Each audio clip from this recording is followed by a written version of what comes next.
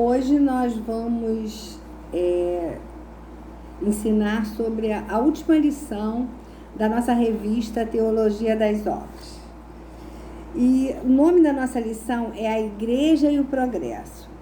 O autor, ele inicia a lição referindo-se às palavras que estão na nossa bandeira. Quais são, né? Ordem e progresso, não é isso?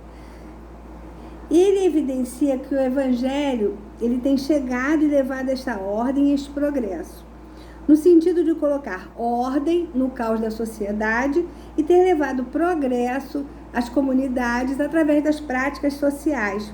E essa foi uma forma de externar o amor ao próximo.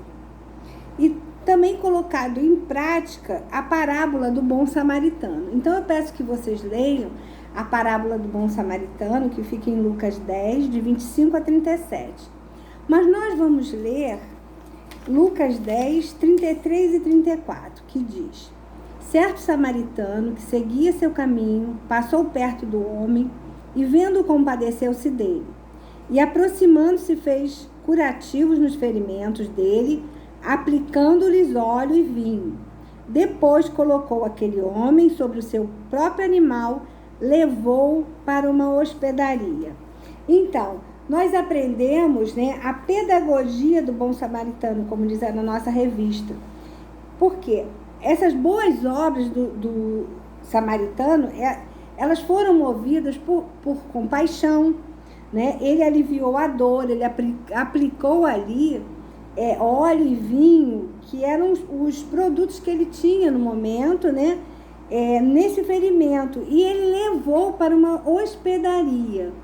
Por quê? Porque hoje em dia, qual seria o nosso procedimento? Nós também poderíamos ter compaixão, né? Depois o que a gente faz? A gente tenta também tratar daquele ferimento, e se não é possível tratar, nós levamos para os hospitais, não é? Ou para um médico que possa atender aquela pessoa. Agora, nós vemos pessoas também, pessoas incrédulas, que praticam ações comunitárias, mas praticam por N motivos. Mas nós também temos algumas igrejas que cumprem o propósito para o qual elas foram criadas. O que isso envolve? Envolve compaixão, ação imediata, disponibilidade financeira e também tempo, tudo ao próximo, quer dizer, a gente estar disposto a ajudar a esse próximo, nos colocar à disposição, é isso.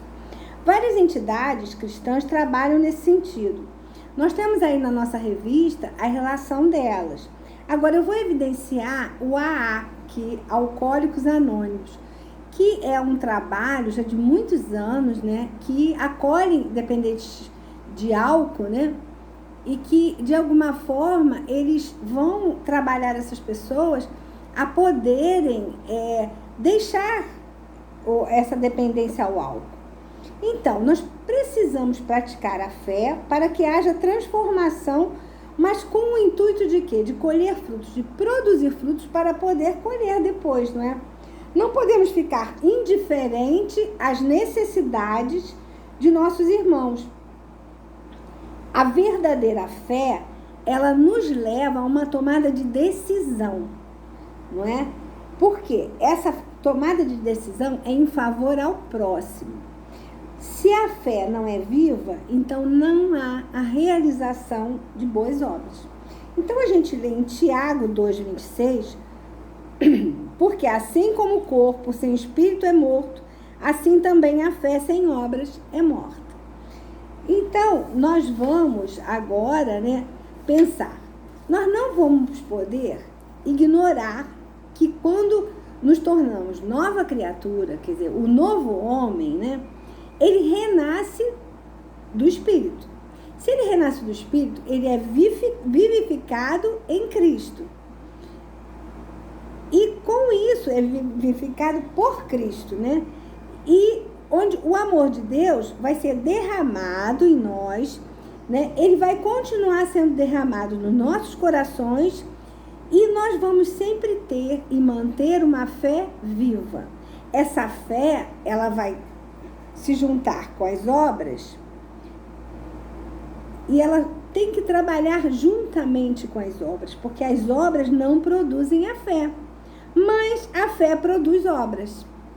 Então precisamos cultivar uma fé que realiza, que age, que traduz compaixão, porque senão ela é vazia, ela é morta, né? Ela não tem sentido.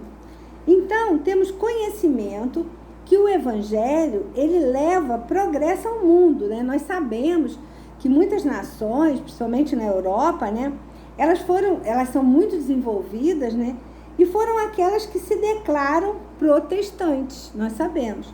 A maioria é protestante.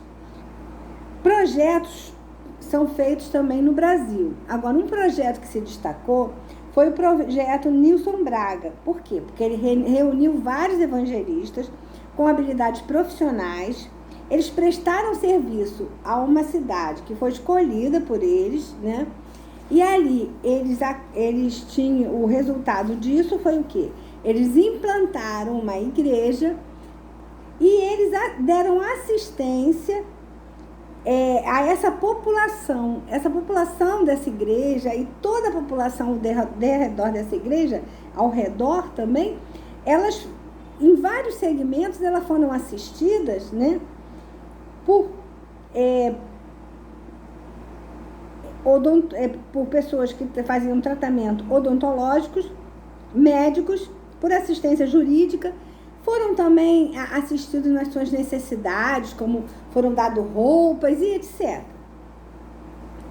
Esses movimentos fora da igreja, eles demonstram a praticidade do Evangelho. E ele vai, aos poucos, levando progresso ao local onde ele é desenvolvido.